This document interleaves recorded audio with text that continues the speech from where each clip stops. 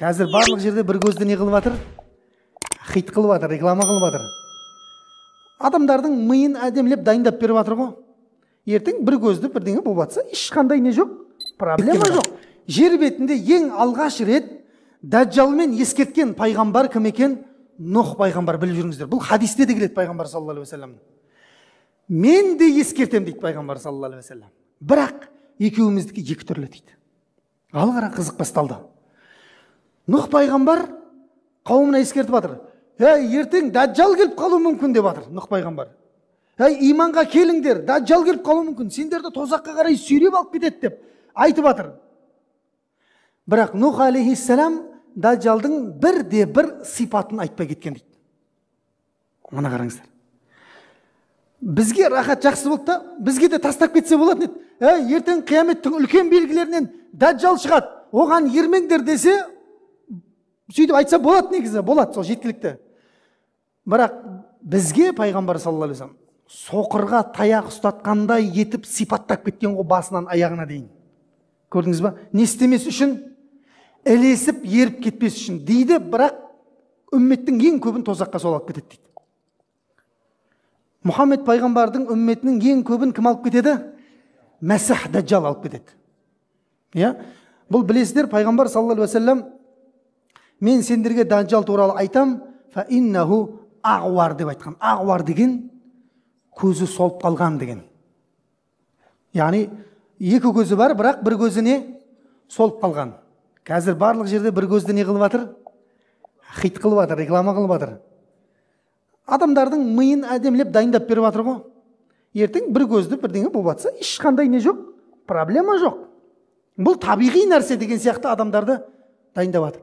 Ол сендердің раббыларыңмын деп айтады дейді пайғамбар саллаллаху алейхи вассалам. Бірақ сендердің раббыларың одан пәк дейді, ана қараңыздар. Оның бір көзі бір хабарда оң көзі дейді, екінші хабарда сол көзі дейді. Қалай болса да бір көзі солған жүзім сияқты дейді, андай қалай ақ біткен көз сияқты ғой, бір көзі ақ біткен көз сияқты. Сондай жалпақ адам дейді, қызыл өңді, хадистерде келген. Маңдайында кафір деген жазуы бар дейді. Ана қарасаңшы, соған дейін айтып кеткен ғой, шатасып қалып жатсыңдар. Оны әрбір сауаты бар адам, сауаты жоқ адам оқи алады дейді. Көрдіңіз ба? Маңдайындағы кафір деген жазуды оқи аласыз да. Сөйтіп ол келеді дейді. Жердің бетінде 40 күнге ғана келеді дейді. Болды. 40 күнде бұл үмметтің ең көбін тозаққа сол алып кетеді дейді. Бірінші күні бір жыл сияқты болады дейді. Екінші күні бір ай сияқты, үшінші күні бір апта сияқты, төртінші күнінен бастап сендердің күндерің сияқты болады дейді пайғамбар саллаллаху алейхи вассалам. Яғни ол кірмеген жердің бетінде қауым болмайды. Жылдамдығы нөсерлеп жауған жауынның жылдамдығындай дейді, естіп отырады дейді. Сондай нәрсені беріп қойған Алла тағала артына бүкіл дүниенің хазаин дейді ғой, жаңағы қазыналарын ілестіріп қойған дейді артына. Суы да, көлі де, шөбі де, малы да артында ілесіп жүреді екен. Ол шығатыннан бұрын жердің бетінде өйткені жұт болады дейді, қараңыздар. Адамның әлсіз жерлерінен ұстап алады да бұл. Қауымға келеді дейді. Қауымға келеді, жұт болып жатқан қауымға келеді екен де, егер де мені Құдай деп иман келтірсеңдер, көктерінен жаңбыр жаудырам деп айтады екен. Жерден шөп шығарып, малдарыңды көбейтіп берем деп айтады екен. Сонда ана қауымға көкке бұлтты шақырып, жаңбыр жаудырып, жерден шөпті шығарып, малдарын көбейткен кезде, сен Раббымызсың деп қауым түгел иман келтіреді дейді. Қауым. 3-4 адам емес, малы жоқ. Адам аш болған кезде бар ғой.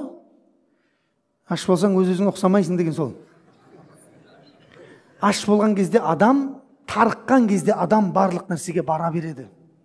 Сіздер білесіздер ме? Тарих кітаптарында жазған, мынау ашаршылық біздің елдегі кешегі болған қолдан жасалған ашаршылықтың кезінде баласын жеп қойғандар бар, баласын. Өзің балаңды өзің жей аласың ба?